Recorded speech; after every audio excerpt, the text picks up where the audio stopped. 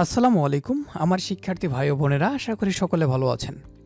আজকে আমরা খুবই ভাইরাল একটা শব্দ জেনারেশন, বর্তমানে জেন জি শব্দটা থেকে জেনারেশন শব্দটা খুবই পরিচিত অর্জন করেছে। তো আজকে আমরা এই জেনারেশনের যতগুলো জেনারেশন আছে সবগুলো জানবো ইনশাল্লাহ। তো চলুন শুরু করা যাক।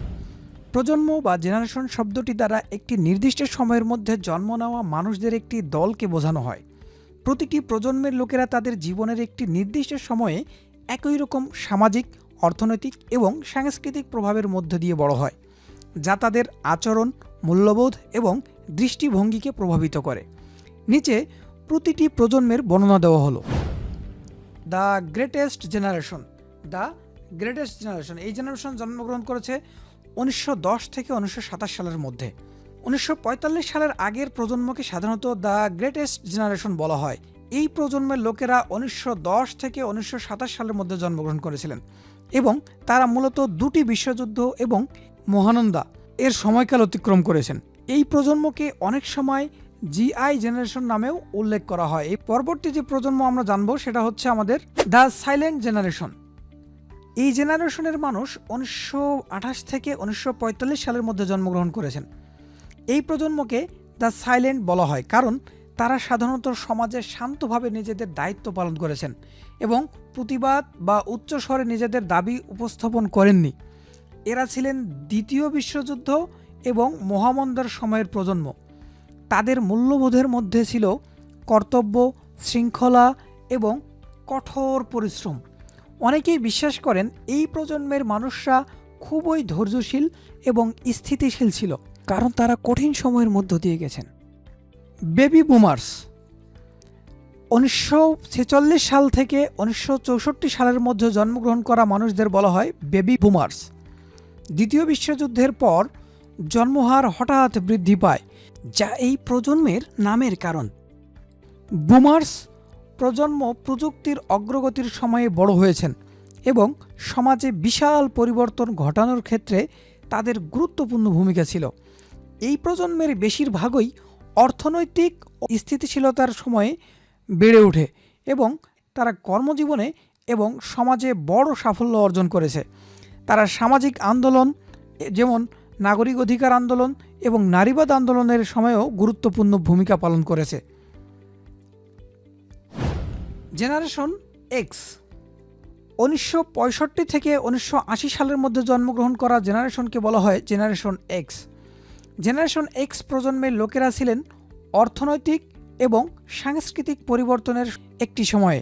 তারা ছিলেন প্রথম প্রজন্ম যারা বড় হয়ে পরিবর্তনগুলির সাক্ষী ছিল, যেমন পারিবারিক কাঠামোর পরিবর্তন, মহাকাশ যাত্রা এবং কম্পিউটার প্রযুক্তির বিকাশ। এই প্রজন্মের মানুষদের স্বাধীনতা, বাস্তববাদ এবং একক লক্ষ্য অর্জনের প্রবণতা রয়েছে। অনেকেই বিশ্বাস করেন এই প্রজন্মের লোকেরা প্রযুক্তিগত জ্ঞানের দিক থেকে একটি গুরুত্বপূর্ণ ভূমিকা পালন করেছে। Millennials or generation Y. 1981 থেকে 1996 সালে জন্মগ্রহণ করা মানুষদের বলা হয় জেনারেশন ওয়াই অথবা মিলেনিয়ালস। মিলেনিয়ালস প্রজন্মটি ডিজিটাল যুগের শুরুতে বেড়ে ওঠে এবং তারা ইন্টারনেট এবং মোবাইল প্রযুক্তির সাথে বড় হয়েছে। তারা বেশিরভাগই অর্থনৈতিক মন্দার সময়ে বড় হয়েছে, যা তাদের অর্থনৈতিক জীবনে প্রভাব ফেলেছে। এই প্রজন্মের লোকেরা কর্মজীবন, সামাজিক যোগাযোগ মাধ্যম এবং জীবনের মানের দিকে বেশি মনোযোগ দেয়। তারা শিক্ষা, বৈচিত্র্য এবং পরিবেশ সম্পর্কে বেশি সচেতন। জেনারেশন জি। এই প্রজন্মের লোকেরা 1997 সাল থেকে 2012 সালের মধ্যে জন্মগ্রহণ করেছেন। জেন জি অথবা জেনারেশন জি প্রজন্মটি সম্পূর্ণভাবে ডিজিটাল যুগে জন্ম নিয়েছে এবং তাদের জীবনের প্রায় সব কিছুই প্রযুক্তির সাথে সম্পর্কিত। তারা উচ্চগতির ইন্টারনেট, স্মার্টফোন এবং সামাজিক যোগাযোগ মাধ্যমের সাথে বড় হয়েছে।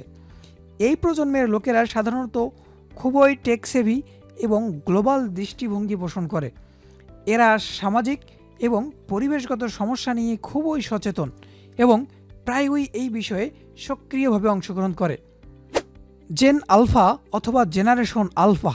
এই প্রজন্মের মানুষেরা 2013 থেকে 2025 সালের মধ্যে জন্মগ্রহণ করেছে। জেন আলফা হচ্ছে সবচেয়ে নতুন প্রজন্ম এবং তাদের এখনও সম্পূর্ণরূপে সমাজে প্রভাবিত করার সুযোগ হয়নি। এই প্রজন্মের লোকেরা একেবারে আধুনিক প্রযুক্তির মধ্যে বড় হচ্ছে, যেমন এআই অথবা আর্টিফিশিয়াল ইন্টেলিজেন্স, স্মার্ট ডিভাইস এবং ডিজিটাল শিক্ষা ব্যবস্থা। তাদের শিক্ষা, জীবনধারা এবং সামাজিক মূল্যবোধ পুরোপুরি পরিবর্তিত হবে বলে ধারণা করা হচ্ছে।